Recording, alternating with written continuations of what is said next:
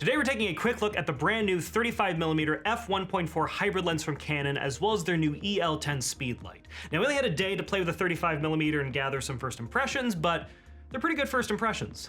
The 35mm f1.4 is the first prime in a new lineup of Canon full-frame lenses that are truly hybrid, offering benefits for photojournalists, street photographers, and documentary filmmakers who need to bounce between photos and videos in a single lens. And the new EL-10 Speedlight is a mid-range compact flash that offers great performance and ease of use thanks to its multi-function shoe compatibility. But let's start with the 35mm lens and explain what exactly hybrid means according to Canon. Because chances are if you need a single lens for both photography and video, then you're probably just using a photography lens. The 35mm f1.4 hybrid, however, includes more video-centric features, starting with an always declicked aperture dial.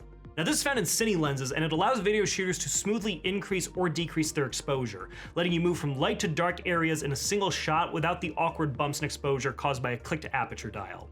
It's worth noting though that for still photos, you must use the iris in A mode for traditional aperture control from the camera body. The lens also features minimal focus breathing and even has a rear filter holder for gel and polyester filters.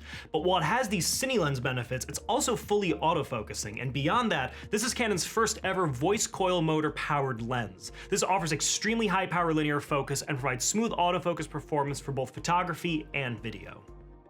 The specs of the lens partially speak for themselves. That f1.4 aperture provides very flattering bokeh without losing noticeable sharpness even at that 1.4.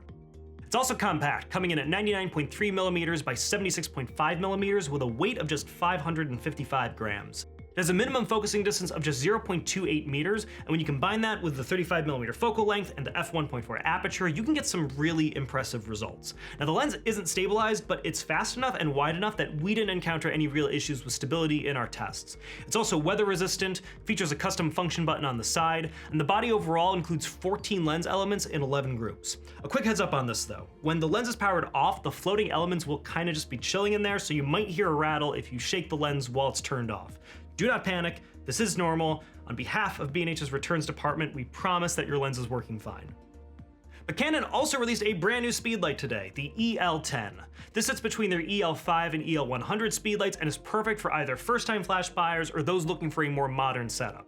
The speedlight can connect to your camera either via wireless transmitter or directly via the multi-function shoe. This provides a seamless, ridiculously easy connection to access settings and control the flash via the camera, but note the EL-10 can only connect to Canon cameras that support multi-function shoe accessories. The flash is powered by 4 AA batteries and is rated to get approximately 210 full power flashes off before needing to replace them. Recycle time is about 2.5 seconds for a full power pop and can provide a flash distance of up to 66 feet at 105mm focal length. Finally, you also get flash exposure memory, which allows you to set 3 custom flash settings that you can quickly access directly from the EL-10. Canon's new 35mm f1.4 hybrid lens is an impressive first step in Canon's new lineup of hybrid lenses. It gives you many of the benefits that cine lenses are sought after for without sacrificing photography lens benefits like excellent autofocus and a compact form factor. You won't see truly cinematic features like geared rings or consistent barrel sizes, but the always declicked aperture is a serious benefit to video shooters. And the new EL-10 Speedlight is a great entry point for Canon shooters looking to freeze action, bounce light, or decrease motion blur in their photography. But what do you think of Canon's new lens and Speedlight? Let us know in the comments below. Seriously, we do read them. I'm Nick with B&H. Stay creative.